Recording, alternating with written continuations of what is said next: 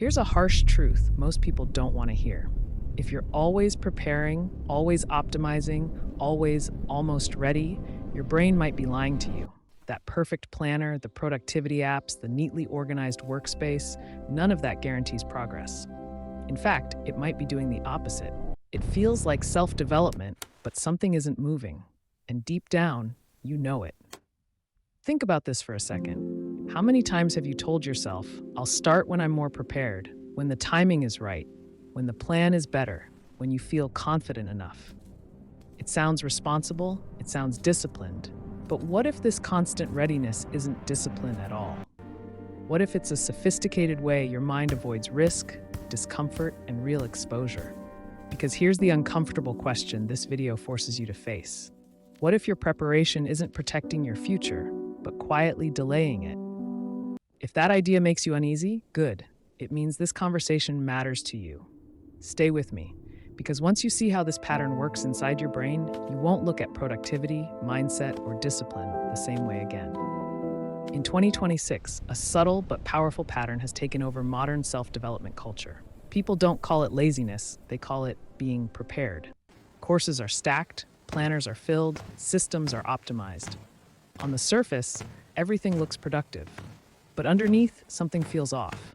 You're busy, but not moving. Active, but not advancing. And that gap between effort and results starts quietly draining your mindset. This phenomenon has been labeled ready core in places like South Korea, where hyper-optimization meets performance pressure. The idea is simple: always be ready, never be caught unprepared. But here's the twist. Most people spend 90% of their time planning, learning, and organizing, while the actual doing keeps getting postponed. It feels responsible, it feels smart. Yet productivity without execution is just motion without direction. The dangerous part is how convincing it feels. You tell yourself, once I'm ready enough, I'll start. One more book, one more course, one more tweak to the system. The brain loves this logic because it removes risk. No rejection, no failure, no exposure, just preparation. But personal growth doesn't happen in safe zones. It happens when discipline meets uncertainty and you step forward anyway. Over time, ready core becomes a comfortable cage. It protects the ego while quietly stealing momentum, time management, and mental focus. You confuse activity with progress and comfort with control.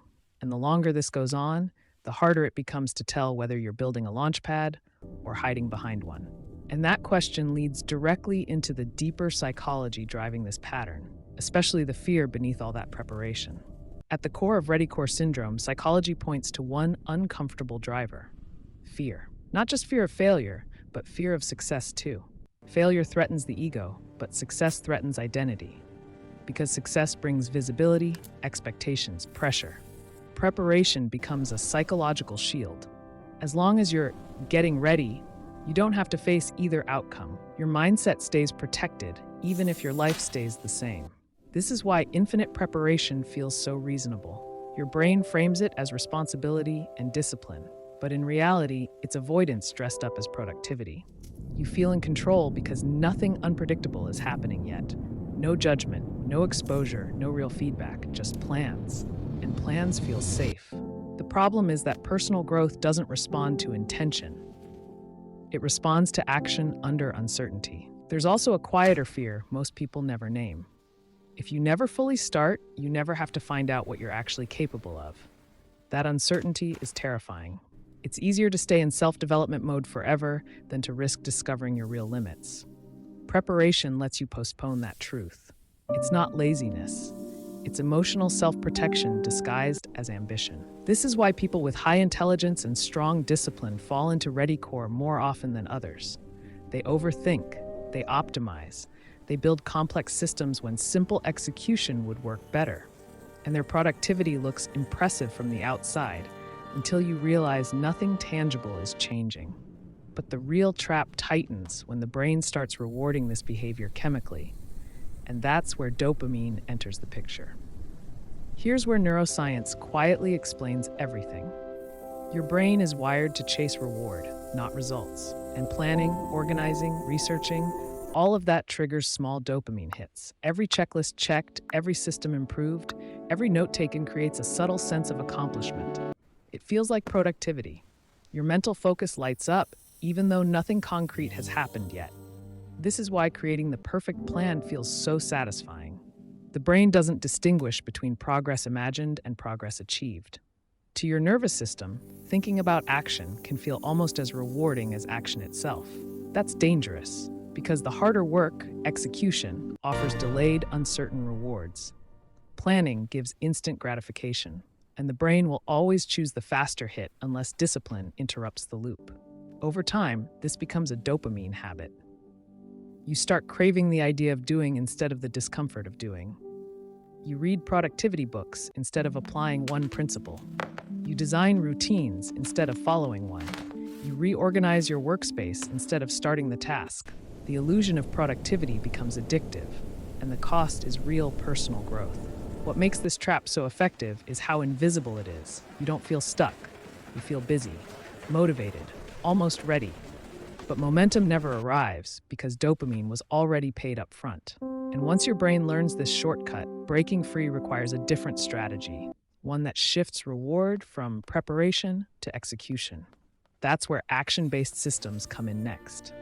The antidote to ReadyCore isn't more self-development. It's action, but not the dramatic kind your brain keeps postponing. Psychology shows that momentum doesn't come from confidence. Confidence comes after movement.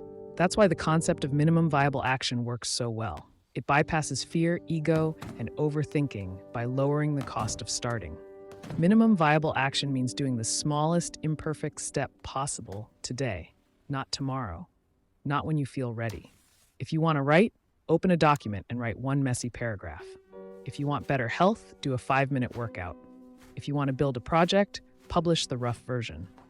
Discipline isn't about intensity. It's about removing friction between intention and execution. What makes this powerful is how it rewires your brain. Action creates feedback. Feedback creates learning. Learning builds confidence. That loop beats any planning system. This is how high performers protect productivity and time management.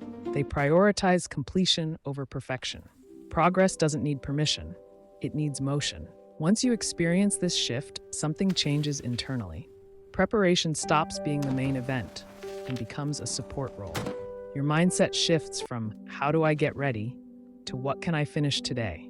And that single question quietly dismantles ReadyCore, especially when paired with another constraint most people resist: limiting preparation itself. One of the smartest ways to break ReadyCore is to stop treating preparation as unlimited. Your brain assumes that if no boundary exists, planning can always continue. That's why time boxing works so well. You decide in advance how much time preparation deserves, and then you stop. This single rule restores discipline and protects mental focus from endless optimization. High performers don't plan more, they plan faster. Let's move. They might give Agreed. a project 30 Let's minutes, go. an hour, or at most one focus session. After that, execution takes over. This forces clarity. When time is limited, your brain prioritizes what actually matters instead of chasing every possible improvement. Productivity improves not because you know more, but because you decide sooner. Try this in real life. Set a visible timer. Plan your week in 45 minutes. Outline a project in 30. Research a topic for one focused block, then close the tabs. When the timer ends, planning is done, even if it feels incomplete. This discomfort is healthy. It trains your mindset to tolerate imperfection and move forward anyway. What happens next is subtle but powerful. You reclaim time management, reduce decision fatigue, and weaken the dopamine loop tied to preparation. Planning becomes a tool, not a hiding place. And once action starts replacing intention, you begin to notice something important. Real progress doesn't feel clean or controlled. It feels messy. And that's exactly where the next shift happens. Most people don't fail because they lack information. They fail because they can't tolerate the messy middle.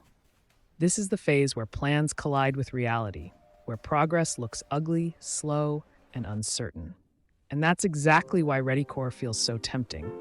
It lets you stay in the clean, controlled phase forever. But real personal growth doesn't happen in clean environments. It happens in friction. The messy middle is where self-development becomes real. This is where discipline is tested, not imagined. Your first attempts won't match your vision. Your early results won't reflect your potential. And that gap is uncomfortable. But psychology shows that learning accelerates when feedback is immediate and imperfect. You adapt faster by doing than by predicting. Think about any real skill: writing, fitness, business, communication. No one masters these through planning alone. You learn by publishing something that isn't perfect, by training when motivation is low, by making decisions with incomplete data. This is how mental focus strengthens, not by avoiding chaos, but by navigating it repeatedly. Once you accept the messy middle, something shifts in your mindset. You stop asking, "Is this ready?" and start asking, "Is this moving?"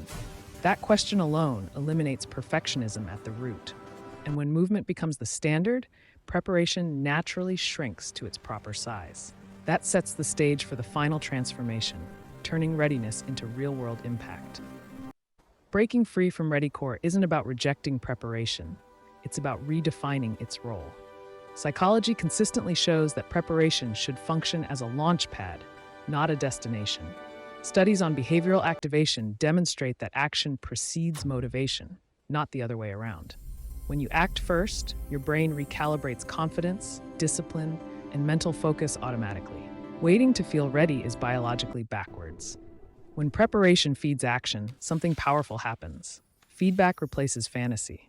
You stop guessing what might work and start seeing what actually does. That real-world feedback accelerates personal growth far more than any additional planning ever could. It sharpens mindset, improves productivity, and grounds self-development in reality instead of theory. Execution becomes data. Data becomes clarity. Here's the practical shift that changes everything. Before preparing, ask one question: what action will this preparation unlock today? If the answer is unclear, stop preparing. If the answer exists, do that action immediately, even if it's uncomfortable. This single filter collapses ReadyCore loops and restores time management. It turns intention into movement and movement into results. And there's a deeper layer most people miss. Chronic overpreparation often masks mental overload. Too much input, too much noise, too much digital clutter. Many people don't lack discipline, they lack cognitive recovery. That's exactly why systems designed to reset focus and reclaim mental bandwidth become essential. Because clarity doesn't come from more information, it comes from less friction. And once clarity returns, action follows naturally. So here's the real question you can't avoid anymore. Are you actually building a better life or just rehearsing one? Because knowing this psychology doesn't change anything.